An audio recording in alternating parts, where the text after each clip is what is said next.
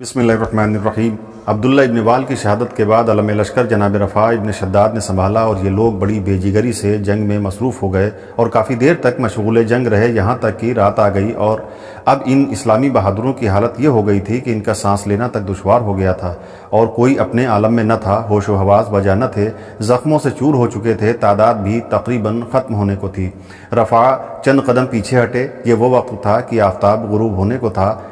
आपने अपने साथियों से कहा कि अब हम सिर्फ चंद लोग बच गए हैं, अगर इस मकाम पर रहते हैं तो हम लोग भी ख़त्म हो जाएंगे और हमारी मिल्लत का नामो निशान भी बाकी नहीं रहेगा। मुनासिब मालूम होता है कि अब हम जो चंद नफ़र ये रह गए हैं कूफा को वापस चले जाएं।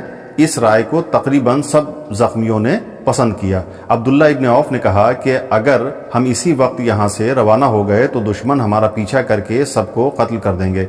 मुनासिब यही है कि थोड़ा सब्र करो कि रात बिल्कुल तारीख हो जाए और रात में खामोशी से यहाँ से रवाना हो। रफ़ा ने इब्न औफ के मशवरे के मुताबिक अमल किया और अपने लश्करगाह में चले आए। उधर अहले शाम अपने लश्करगाह में रात गुजारने के लिए चले गए। जब रात का अंधेरा पूरी तरह छा गया तो रफ़ा अपने बचे हुए ज़ख्मियों को लेकर वहाँ से रवाना हो गए।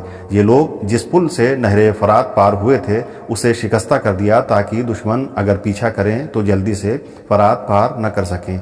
ये लोग रातों रात काफ़ी दूर निकल गए। जब सुबह हुई तो हसीन इब्न नुमैर ने इनका पीछा किया लेकिन ये लोग दस्तयाब न हुए। ये लोग करसीसा होते हुए कूफा आ गए। जनाब सुलेमान और उनके साथियों की कुर्बानियाँ इख्तिताम पजीर हुई और सब के सब कमाल जुरत और हिम्मत और अजीम बहादुरी के साथ हज़रत इमाम हुसैन अलैहिस्सलाम पर निसार हो गए और जनाब मुख्तार बदस्तूर कैद खाने में थे। जनाब मुख्तार की यह दिली ख्वाहिश थी कि सुलेमान बिन सुर्द ख़ज़ाई के साथ मिलकर मैदान मुक़ातिला में काम करें और वाक़या करबला का इस तरह बदला लें कि दुनिया अंगुश्त बदंदा हो जाए।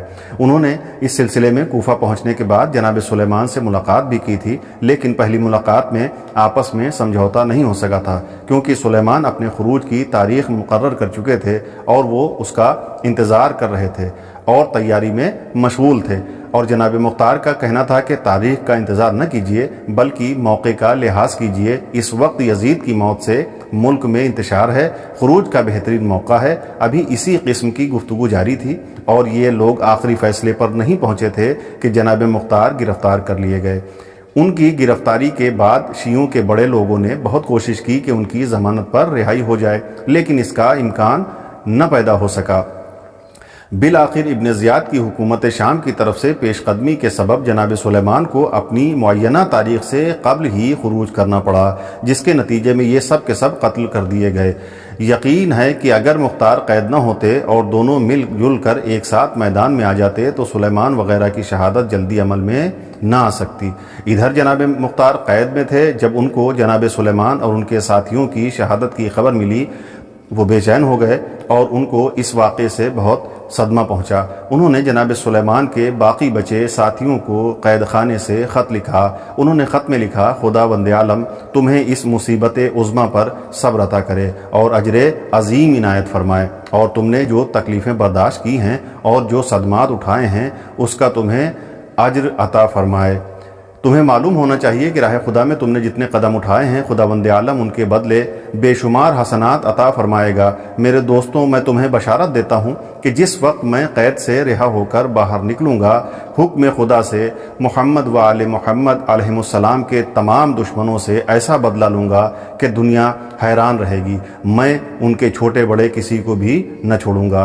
याद रहे कि खुदा की जिसको हिदायत होगी वो मेरे अमल व किरदार और मेरी सही व कोशिश से बहरामंद होगा और जो इनकार करेगा वो लानते अबदी में गिरफ्तार होगा। तुम घबराओ नहीं, वक्त रिहाई करीब है। फ़क़त वस्सलाम। आज के लिए इतना, बाकी इंशाअल्लाह अगले वीडियो में। अस्सलाम वालेकुम, खुदा हाफिज़।